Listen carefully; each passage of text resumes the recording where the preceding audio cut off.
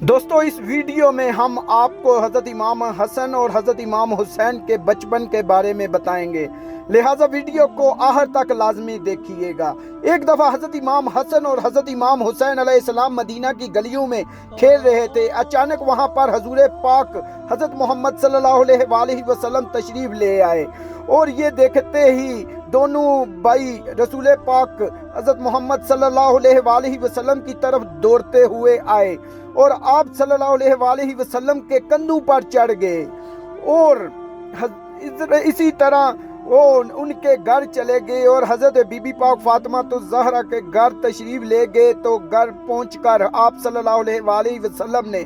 دونوں شہزادوں کو کندھوں سے اتارا اور دونوں دوبارہ کھیلنے لگے۔ کھیلتے کھیلتے حضرت امام حسن اور حضرت امام حسین ایک دوسرے کے سامنے کھڑے ہو گئے اور آپس میں کشتی لڑنے لگے۔ نبی کریم کو اپنے شہزادوں کی کشتی دیکھنے میں بڑی دلچسپی تھی، لہذا آپ وہاں کھڑے ہو کر دیکھنے لگے۔ آپ صلی اللہ علیہ وآلہ وسلم فرمانے لگے کہ اے بیٹا حسن ایسے لڑو، حسن حسین کو اس طرح پکڑو۔ بی بی پاک فاطمہ الزہرا سلام اللہ علیہا نے دیکھا کہ آپ صلی اللہ علیہ وآلہ وسلم حسن کا ساتھ دے رہے ہیں، تو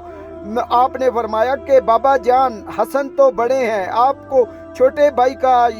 یعنی حسین کا ساتھ دینا چاہیے۔ تو آپ صلی اللہ علیہ وآلہ وسلم نے فرمایا کہ بیٹی فاطمہ اس کشتی میں جبرائیل بھی شامل ہیں۔ حضرت جبرائیل علیہ السلام وہ حسین کا ساتھ دے رہے ہیں اور کہہ رہے ہیں کہ اے حسین حسن کو اس طرح پکڑو، اس طرح لڑو، لہٰذا حسن اکیلا پڑ گیا، اس لیے میں حسن کا ساتھ دے رہا ہوں۔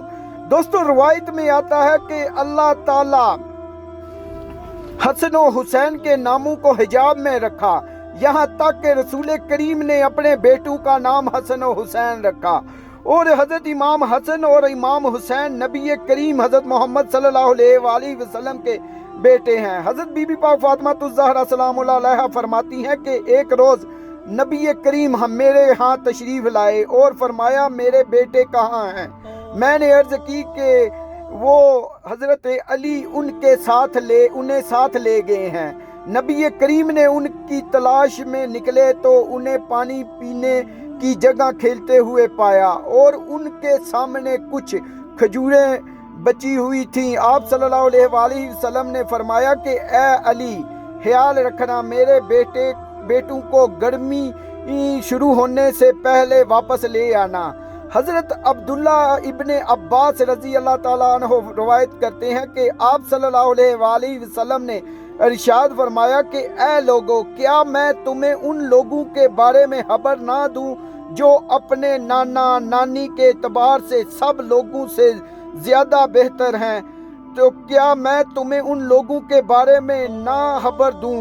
جو اپنی ماں باپ کے اعتبار سے سب لوگوں سے بہتر ہیں؟ وہ میرے بیٹے حسن اور حسین ہیں۔ ان کے نانا اللہ کے رسول اور ان کی نانی حتیجہ ہیں، اور ان کی والدہ فاطمہ بنت رسول اور ان کے والد علی بن ابی طالب ہیں۔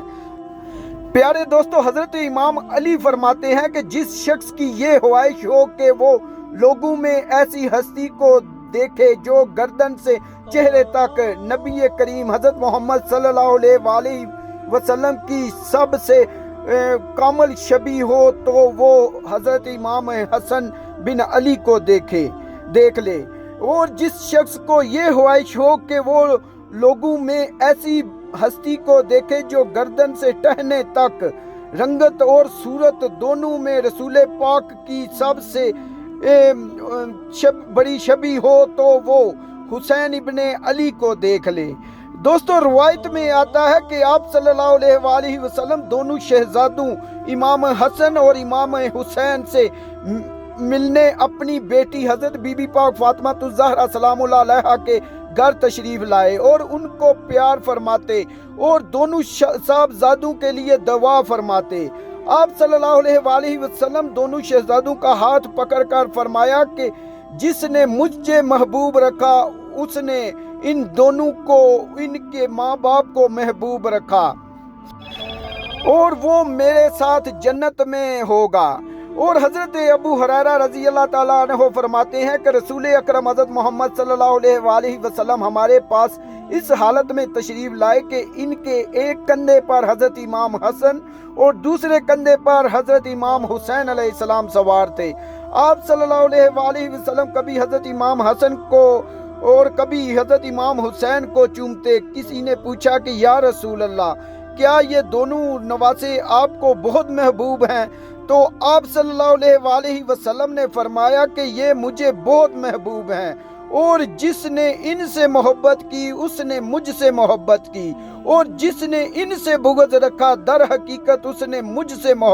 بغض رکھا، اور جس نے مجھ سے بغض رکھا اس نے اللہ سے بغض رکھا، اور اللہ تعالیٰ اسے دوزخ میں داخل کرے گا۔ اور دوستو، حضرت امام حسن اور حضرت امام حسین حسن و حسین میری دنیا کے دو پھول ہیں۔ اور دوستو، ایک روایت کے مطابق ایک موقع پر آپ صلی اللہ علیہ وآلہ وسلم نماز پڑھ رہے تھے تو حضرت امام حسن اور حضرت امام حسین علیہ السلام آئے، اور جب آپ صلی اللہ علیہ وآلہ وسلم سجدے میں گئے تو دونوں آپ صلی اللہ علیہ وآلہ وسلم کی پشت مبارک پر سوار ہو گئے۔ لوگوں نے چاہا کہ منع کر دیں۔ جب آپ صلی اللہ علیہ وآلہ وسلم نے سلام پھیرا تو فرمایا کہ دونوں میرے بیٹے ہیں، جس نے ان دونوں کو محبوب رکھا اس نے مجھے محبوب رکھا۔ اور دوستو، حضرت جابر رضی اللہ تعالیٰ عنہ فرماتے ہیں کہ میں رسول اکرم حضرت محمد صلی اللہ علیہ وآلہ وسلم کی خدمت اقدس میں حاضر ہوا تو دیکھا کہ آپ صلی اللہ علیہ وآلہ وسلم نے حضرت امام حسن اور حضرت امام حسین کو اپنی پشت مبارک پر بٹھایا ہوا ہے، اور آپ صلی اللہ علیہ وآلہ وسلم دونوں ہاتھوں اور دونوں گھٹنوں پر چل رہے ہیں۔ میں نے کہا یا رسول اللہ، سواری کتنی اچھی ہے؟ تو آپ صلی اللہ علیہ وآلہ وسلم نے فرمایا کہ یہ بھی تو دیکھو سوار کتنے خوبصورت ہیں۔